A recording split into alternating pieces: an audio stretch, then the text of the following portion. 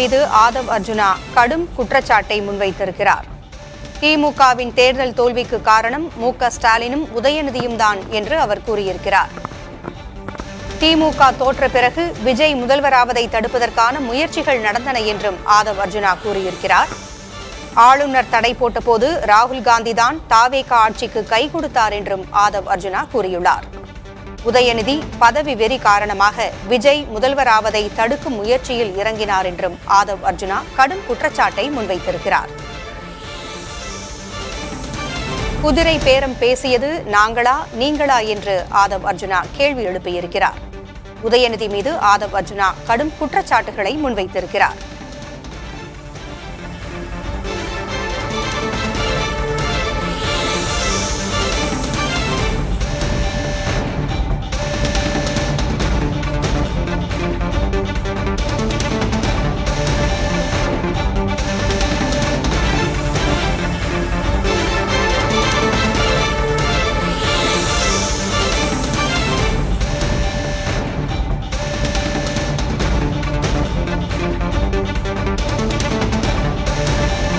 திமுகவின் தேர்தல் தோல்விக்கு காரணம் மு.க. ஸ்டாலினும் உதயநிதியும் தான் என்று ஆதவ் அர்ஜுனா கடும் குற்றச்சாட்டை முன்வைத்திருக்கிறார்.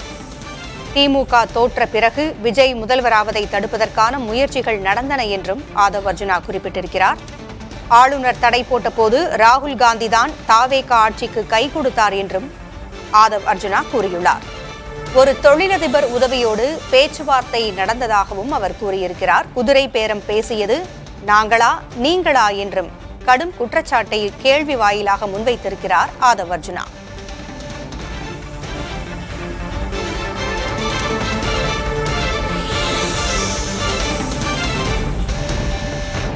பழனிசாமியோடு பேச்சுவார்த்தை நடைபெற்றது. ஒரு தொழிலதிபர் உதவியோடு இந்த பேச்சுவார்த்தை நடைபெற்றது என்றும் ஆதவ் அர்ஜுனா குறிப்பிட்டிருக்கிறார். ஆதவ் அர்ஜுனா பேசியவற்றை தற்பொழுது பார்க்கலாம்.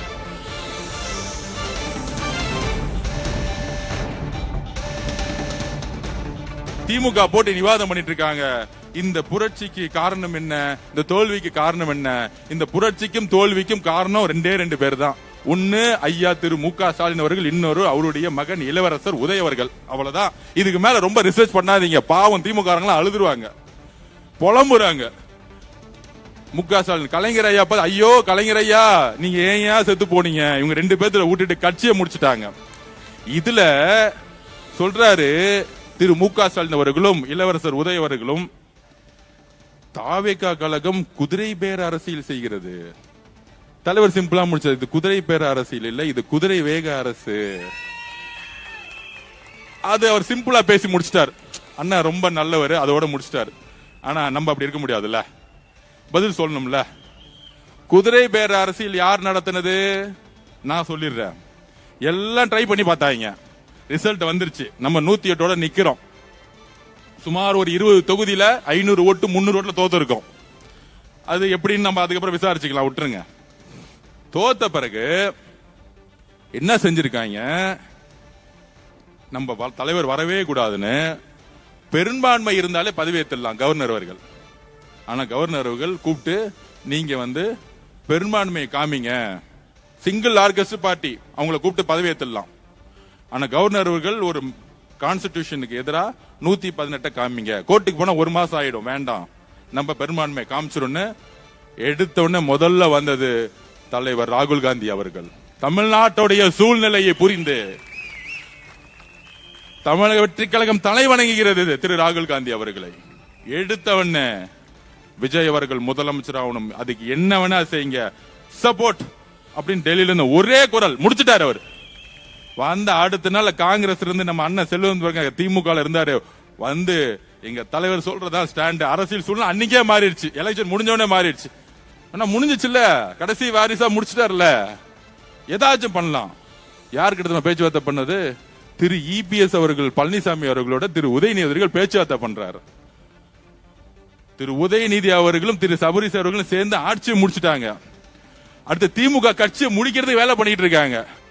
அப்ப பட்டாபிஷோட உட்கார்ந்துட்டு இருக்க இளவரசர் ஒரு அரசியல் ஞானி மாதிரி கலைஞர் உருவாக்கிய, கடினப்பட்டு உருவாக்கிய அந்த கட்சியை அதிமுகவோட சேர்ந்து வெளியிலிருந்து ஆதரவு கொடுப்பாங்களாம்.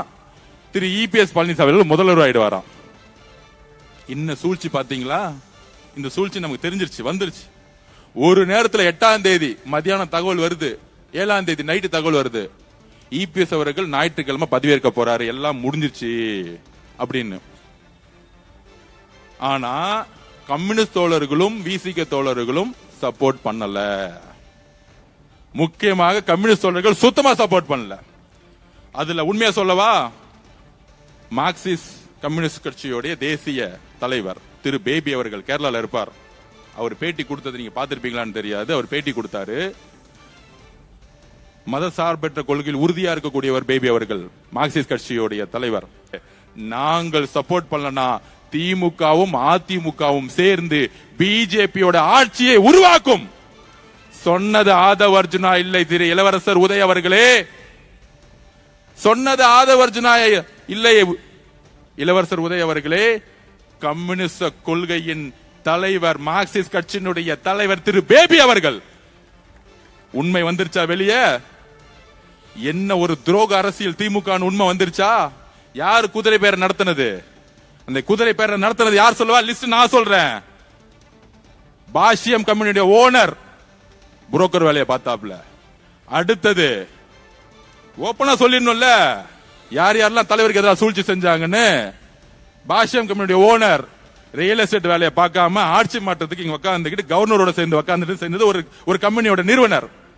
அதோட சேர்ந்து திரு உதயநிதி அவர்கள், அதோட சேர்ந்து திரு இபிஎஸ் பழனிசாமி, முன்னாள் முதலமைச்சர் பழனிசாமி மகன் திரு மிதுன் அவர்கள். அதனாலதான் இந்த ஃபேக்ஷன் உடைஞ்சிச்சு. அதிமுக வெளியே வந்தாங்களே திரு சிவிஎஸ் சண்முகம் அண்ணன், புரட்சி தலைவி அவர்கள் எதற்காக கட்சியை உருவாக்கினார்? புரட்சி தலைவி அவர்கள் எதற்காக கட்சியை உருவாக்கினார்? இந்த திமுக சீய கட்சியை ஒழிக்க.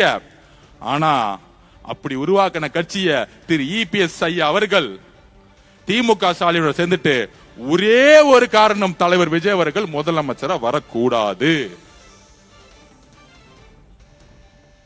திமுக போட்டு விவாதம் பண்ணிட்டு இருக்காங்க. இந்த புரட்சிக்கு காரணம் என்ன? இந்த தோல்விக்கு காரணம் என்ன? இந்த புரட்சிக்கும் தோல்விக்கும் காரணம் ரெண்டு பேர் தான். ஒன்னு ஐயா திரு மு.க. ஸ்டாலின் அவர்கள், இன்னொரு அவருடைய மகன் இளவரசர் உதய் அவர்கள். அவ்வளவுதான். இதுக்கு மேல ரொம்ப ரிசர்ச் பண்ணாதீங்க. பாவம் திமுக அழுதுருவாங்க, புலம்புறாங்க. மு.க. ஸ்டாலின் கலைஞர் ஐயா ஐயோ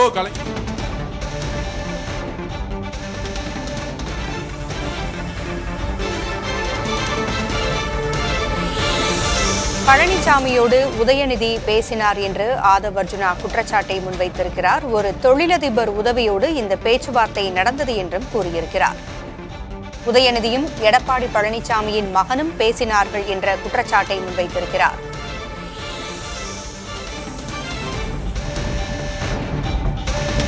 திமுகவின் தேர்தல் தோல்விக்கு காரணம் மு.க. ஸ்டாலினும் உதயநிதியும் தான் என்று ஆதவ் அர்ஜுனா குற்றச்சாட்டை முன்வைத்திருக்கிறார்.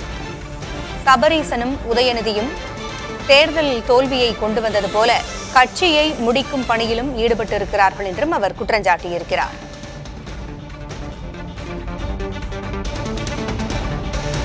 உதயநிதி மீதும் பல்வேறு குற்றச்சாட்டுகளை முன்வைத்திருக்கிறார் ஆதவ் அர்ஜுனா.